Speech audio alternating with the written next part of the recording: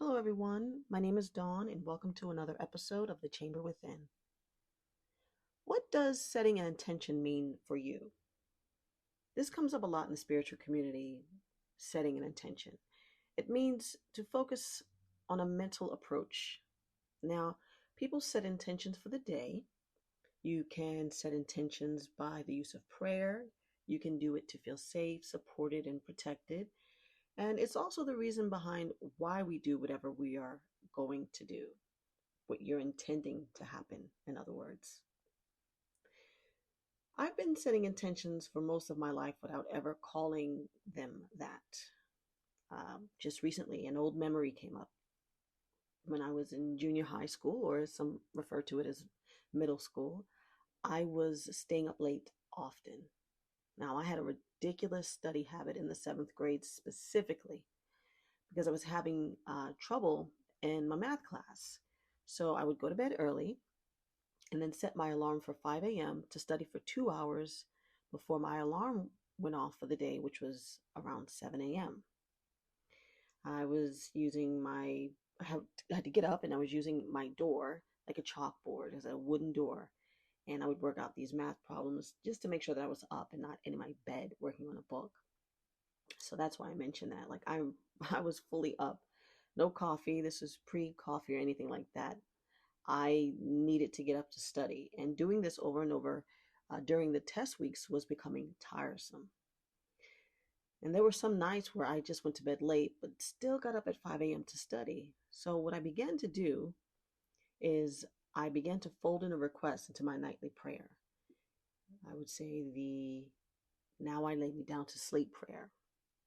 And at the end, I would fold in a request, and it went something like this: Please let the amount of sleep I get be enough for me to feel good in the morning, as if I had a full night's sleep. So in my prayer, I was putting out an intention of recouping the benefits of having an 8 hour sleep, a full 8 hours. I figured, why not add in this little modification since I'm asking for, to be protected and, just very little things. Just the "Now I'll lay me down to sleep" prayers, just very basic. I wasn't asking for anything crazy, but I did want to add this in just to see. Every single time I did this, every single time I did this, it sustained me. No matter how much or how very little rest I got, I woke up feeling well rested. And I don't know, it felt good to know that my prayers were answered, or that one at least. Um, no matter what, I felt good in the morning, and I didn't want to use it up. I didn't want to overdo it. So I eventually stopped doing it and stopped having those awful sleep patterns. But not until now did I realize what I was doing, which was setting an intention.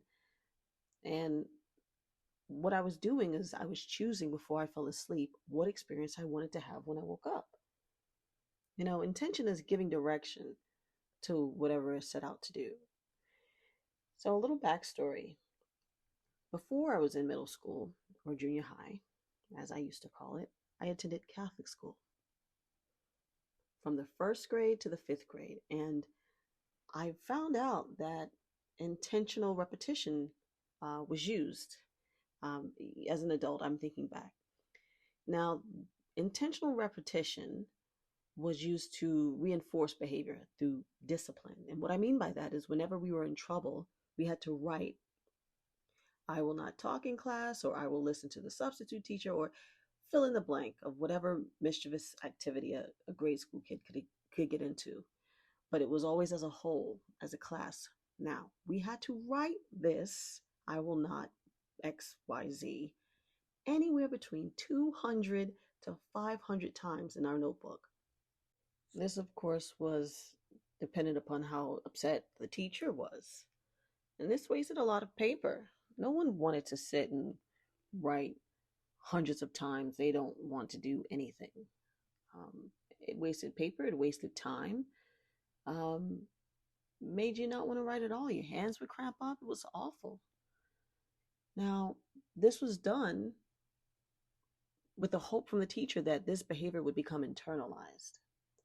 Now, what I find extremely interesting is that um, this practice came up again, or something like it, adjacent to it, in the book Ask and It Is Given. It's called scripting, writing out what you'd like to see happen in your life. And there's other practices where you do repetitive writing as a way to bring something into your experience. And, in the spiritual community, obviously, it's not, the idea isn't powered by punishment. It's to deliberately focus your attention on a desired state or outcome. But both of these involve writing. They also involve repetition. So it's a focus that you're trying to hold. The energy behind them is completely different, right? One says, remember what you did wrong. And the other says, become familiar with what you want to create. The parallel is hard to ignore.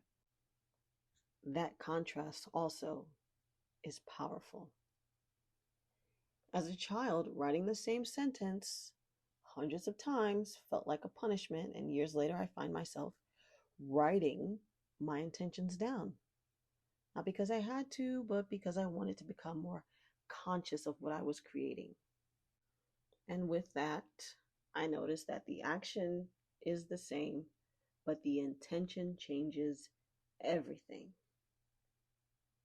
Now, I'm pointing out this experience from school to highlight that intentions are very powerful and should be used wisely. And by wisely, I mean to your advantage. That's it, to your advantage. Um, if you grew up watching The Simpsons, do you remember a part where Bart Simpson was writing on the chalkboard? I will not, and I can't remember the sentence, whatever it was that week, but he was writing on the chalkboard over and over. I just thought that was funny because here it goes again. It's very much a tool that we could use to our advantage. And I remember thinking, oh, well, at least I'm not the only one having to do this in school. So that brought some comfort, that and having to write it with my entire class. you know, why set an intention? If you haven't heard of this before, of just not adopted the practice, I offer up my reasoning behind it. If I haven't already, we do this so we are not led and pulled in different emotional directions. To be a conscious creator, this helps us to set intentions, set the tone for the day, for the moment, for different areas of our lives. It's kind of like having a leash on something that we find very important, right?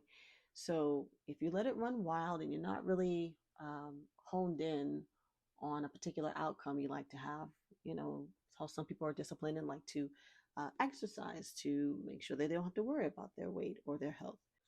It's a lot like that, but instead of the energy coming from physical exertion, this is a mental practice. Setting intentions is a mental act. So it's a lot different and not something that we were taught growing up. Everything you want, you have to physically get up and get or do. But isn't it interesting how sometimes you can think of something and it appears in your life? And you're like, oh, that's so crazy. That's so wild. How did that happen? If you don't think your focus, your thoughts, your intentions uh, are meaningless, then you're going to continue to be surprised by things that you may be ruminating on that show up in your life.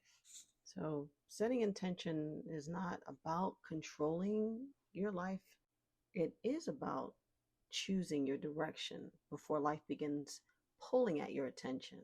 You see, instead of reacting to whatever happens, you're deciding how you would like to meet the day. So, I would love to hear from you. What's one intention you are setting for yourself this week? You can send me an email at thechamberwithin@yahoo.com, or you can go to speakpipe.com/the chamber voice line and actually leave me a voice message there. Your insight might encourage someone else who's listening too. Thank you so much for joining me this week. I'll talk to you later. Bye bye.